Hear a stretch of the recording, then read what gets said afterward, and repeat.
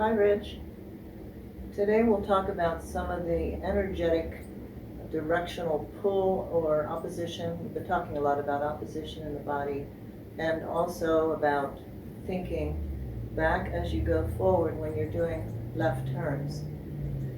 One of the things we talked about on our last lesson, the use of the head weight or the intention in the opposite direction that you're traveling in. Now that's particularly important when we're doing reverse figures or left figures. The one we started talking about was the whisk, and then we applied a little bit of the same idea on the fallaway reverse, so I'll just go over those two figures. This is the type of thing that I really believe is very much an invisible quality. You can tell that the dancers don't look stiff, you can tell that the man looks very tall, but you would never know that the man is pulling head weight or using an energetic intermuscular pull in the opposite direction unless you know about it, because it simply looks like the man is straight. So sometimes we get into trouble with talking to the men about pulling the head weight, using the weight. People will say, no, the man is always straight. It's true, but the man is not static. We learn this not only in dancing, but in the study of Alexander technique, where we understand that the head leads the spine in all directions, in all vertebrates. So there's always an action of lengthening through the spine, through the neck, through the head, to let the head assist you in your ease of movement. What we end up seeing then is someone that looks straight, looks like they have beautiful posture, but they don't look stiff. And what's happening is you're working against your natural inclination. And I will exaggerate that, so we typically lean forward, push forward, drop the chest, let the head fall, going into a whisk or a fall away. This can happen on any figure, but particularly happens a lot on left turning figures, because you have this mental stress of the woman's body being on your right side, an impediment. Now, of course, if the girl doesn't know how to dance, she will be an impediment, but we're both schooled in how to move properly. We do not want to invade her space, but we do want to turn. So this is something invisible that happens, and also that tendency just for the head to fall forward when we go. So we actually think in the opposite direction. So I may look there as if I'm simply getting longer. And that's one way to think of it. It seems to work really well for you to think of moving up and back with your head weight as you move forward. Now, we talk in Alexander technique about a natural alignment and a preparing to move by letting the head move up and forward. That's allowing for the flexors in the neck to become longer by letting the center of gravity of the head move this way just a little bit, because what happens in what we call the downward pull is the typical postural issue. There, see, my head is moving down. It's actually moving down and back into the spine. So now my head is moving up and forward. So getting that understanding of what that forward means, it's tipping the center of gravity slightly there. But of course, in dancing, we want to make sure that we have a beautiful alignment in our movement, and then we want to have a dynamic in the way our head weight helps us to move. And in dancing, we do a lot of turning and a lot of moving backwards. So we have to make an effort to remind ourselves to lengthen up through the neck and to send the head in certain directions to lead the spine. And as I said, it's, to an untrained eye, it's invisible. It simply means, or looks as though the partners are staying in their space. But it cannot be attained by static, letting the head just sit there. So if I'm going into the whisk, now a couple times you called it the back whisk. A back whisk means that we're going to dance backward into it. We may dance a back whisk, and we may dance a back whisk turning, which is what we did before in the waltz, before we changed the grouping that we were working on. So now we're doing a whisk, which means you start forward, but we're doing a whisk turning. So if I'm changing my line of dance, I'll turn my whisk around the corner. Now, what worked really well for you in achieving your alignment was this use of the head weight and this reverse action of thinking of either pulling the left arm back or pulling the left shoulder back or tightening the left side of the back. We can make a mistake there and turn it too much. You can let the shoulder come forward. You can drop the side. Shortening the left side is not dropping the left side. It's engaging the muscles. The curves, I could talk about this in more detail. I think I've covered this in some of my videos a few years ago. We're studying in Alexander technique these different curves, the primary and secondary curve in the back. And when we're moving, one side will have a tighter curve than the other. And that would be your secondary curve or your extension curve. I'm not going to go in a lot of detail today about that, but maybe I'll reference those videos for you to look at. So when I'm going forward into that left turn, I'm increasing the tightness, or some people would say I'm softening my left side. I feel as though I'm tightening because I'm actually contracting those muscles. But I think some of those are words. What does it mean to you? That's obviously, if my idea of softening the left side is this, then I have the wrong idea. And if my idea of tightening is locking down, then I have the wrong idea. So, but I am increasing the curve from my left shoulder to my right hip across my back. Now, making sure not to do something like that, but one of the things we're trying to correct is your left arm moving forward. When your left arm is moving forward, almost certainly your head is dropping forward, and your back is definitely not engaging to not only keep the frame, but to make the intention of the left turn. So left turns are a reflexive action. We're pulling backwards. We have to feel as though our traveling direction from the lower portion of the body is forward. My legs and feet are going to travel on this line. Now I am going to turn, so I'm going to turn my feet. We found you were turning your feet more easily when you got the upper body working properly. But I need to arrive at my proper alignment, and if I don't turn the feet, then I'm trying to do it all at the end. But that's my line of travel through my legs. In my upper body, I have a sense of pulling back and left. So what worked for you was to think of pulling that string with your left hand or the elastic band. I was starting to remind you to keep your right arm down and forward, right? So the frame is not out here. You've got that girl in front of you. So you can feel as though you're pulling an elastic band between your right hand and your left hand, hopefully finding engagement across your back. There. So I don't want literally to pull that string and get it longer. It's a dynamic, energetic, directional pull. It gives me energy and helps me to encourage my lady to move also back and into the whisk or whatever left turn I'm doing. So I had you turn around so that I could watch the left side of your back. If I see a big crack, then you have not energetically pulled through the back muscles. You've simply pulled the elbow back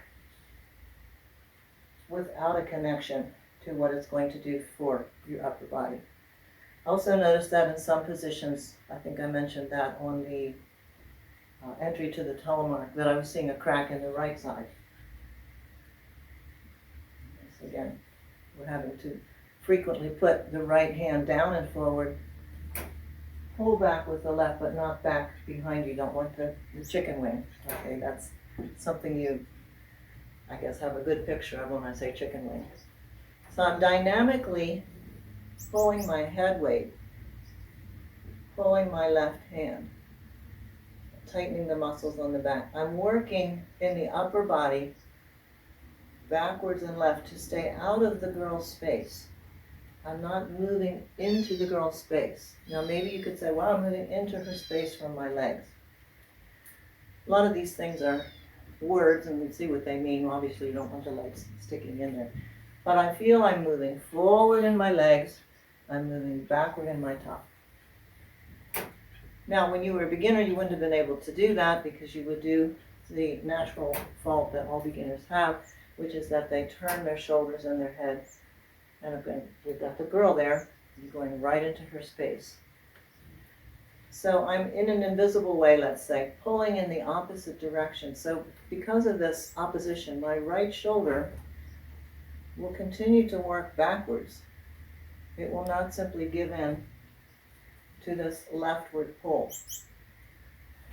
Now that's why this can be so dangerous if it's taught to someone at the wrong point. Because if you tell them to pull to the left and they do literally what you say, you can get this. And what are we always doing? We're always telling the man, or the lady as well, of course, both of you, keep your centers together.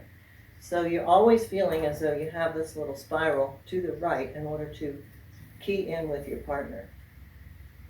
Now, even as I'm doing that, I can feel the energy here is working against that.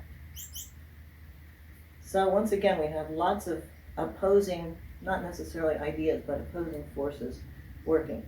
My head is to the left of the girl. My face is not to the left. When I turn my face, I will put my head inevitably into the girl's space. So I'm going to just move my nose over to where I might have a pocket. Over here, if I have buttons, I'll move my nose a little bit to the left of the spine there. If I'm trying to be dynamically more left, it's a leftward presentation. She, of course, is over here. It is not a leftward rotation through my head. I'm still looking into the space where I'm going to go. Now I'm going to get in trouble if I continue to look there. I'm going to drive my head right into that turn. So I'm dynamically now beginning to pull my head with my left side. It's important that your eyes travel with you. But we have the opposing feeling in the right shoulder. I have a feeling here that I'm feeding the lady forward. I'm going in with my legs. My right shoulder is working in the opposite direction. My left shoulder is working against it. There's no crack there. And my head will turn in space with my spine, but will not turn away like that. So I hope I'm giving you the right picture. So much of what we're doing is a sort of an internal use of the muscles with an external energy, right? Sending our length out through the frame, out through the spine, out through the head. You have a direction being created from all of your limbs, always going out. We have a centering to the girl. We have a pulling back and leftward on reverse turns. While we move forward, we're thinking back. I think I mentioned before that it does disappear into the movement. It is not visible. When it's too visible, it becomes more of some of the things you don't like in some of today's dancing. And of course, you know who you like to watch. You like the classical look. These guys that look straight are still using their head weight. They're still using their upper body. They're having dynamics in their movement. But it is not as visible. And sometimes you'll see it a lot on the kids where they're exaggerating that. And you really see the guys pulling the head to the extreme. So, and then some of that, of course, is a matter of taste and a matter of what you like in certain organizations. But I do like the classical look. I'm very much aware that we're using the dynamics of the head weight and the pulling through the upper body. But it's not going to be exaggerated. Now, in your case, because you're just learning it, I think you have to feel as though it's exaggerated. Because if you don't, this is going to go the opposite way. The head's going to continue to fall forward. You're not going to have enough backward energy through the arms. You have to feel like you're doing a lot. If you ever do too much, I will tell you. Okay, so there's on your whisk. Now doing the very same thing, obviously in a fallaway reverse, and slip pivot. Slip pivot also being a reverse pivot. In this case, it's called a slip pivot because we're going from fallaway, slipping back to the closed position. We've made a number of points on this before. The couple that I want to talk about today is, again, be entered, these three figures in a row, fallaway reverse, reverse pivot, double reverse spin, whisk turning. You have a series here of reverse actions. You may have to feel, as you move from figure to figure, first of all, continuity of continuing to feed the legs forward, to feed the direction of the legs and hips forward, to blend them together, and this constant feeling of back and left pull through the upper body. There's a feeling of tightening or softening, however you want to think of it, not weakening, not dropping, of the left side. There must be energy felt in your arm, in your hand, in your connection. There's activity on the right side. You must give the girl space in front of you and not let this right arm fall back. That's an awful lot. I'm going to do, though, exactly the same thing entering the fallaway that I did on the whisk. Now, what's the difference? Dynamically, I need to do a little more in the fallaway because I'm going to turn more. It's not going to be visible. It's something you will sense inside of yourself. But as I enter the fallaway, my intention lasts a little bit longer because I'm not going to check it on the whisk. I'm going to continue. I'm going to do a bad fallaway where I absolutely turn my head and allow my shoulders to follow it and allow my arms to separate from my back. So here's a bad one. And of course now, you can see by step 3 where I should be back in fallaway and CBMP, my legs are open. Now that has been one of my complaints that many times I see on step 3, you're not arriving in the proper position, but you're arriving with the legs open. I don't think in your case, it's a problem of turning everything too soon. I think you turn a little bit too late through intention, but you turn on the second step in one piece. So what we're trying to do here is get you the feeling of traveling forward with your hips, with your legs. Yes, you will end up turning with this dynamic backward left pull to keep this out of her space, to allow the lady to have her space as I move here. Now I could make a point there that you see I have not completely lost my little spiral to the right, even though I'm turning left. Even as I'm turning left, I'm keeping this to the girl. I'm not letting my flashlight here go away from her. You see, now I'm attacking her.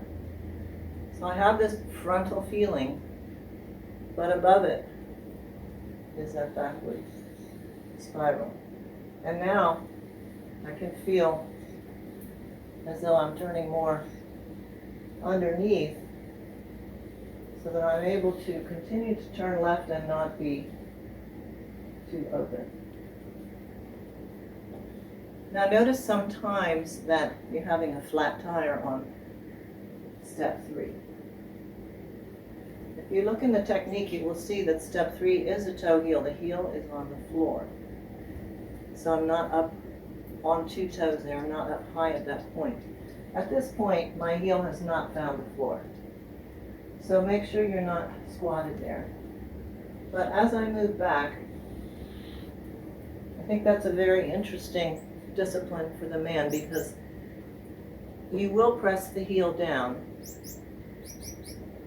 but you will pull the toe back. So keep that nickel underneath there, but that doesn't mean you need to be up on both feet, but you're also not down and rolling through that heel. So it's a very strange feeling, I think, for the men to learn.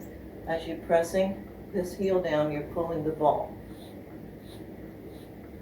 And then you're now releasing your toe as you dance the reverse pivot. So that's where we can get into all kinds of problems. If you're going to pull the heel when you land on, let's say, step 3 here, you're going to go back there and lift that toe, and then lift that toe. You're too far back. So I need to feel that I can go through my left foot, but still maintain enough of a forward projection or a forward energy that I can keep the ball of my right foot on the floor. And this way I can maintain balance and I can collect my lady to me. So that's quite a few points on the fall away. I think we've talked about the legs before, but it is hard to keep the legs in a proper position if you haven't got the right idea about how to enter the fall away. Leftward pull, not leftward turn necessarily. Engagement through the left side of the back, forward through the legs. Keep the key to the girl so you don't open. And then this feeling here, I can practice it just standing on my left foot. I can pull the right toe, I can pull with this leg and push with this leg. And then release the toe. That's a good thing to practice. Because that step is going to happen so quickly you won't know what hit you.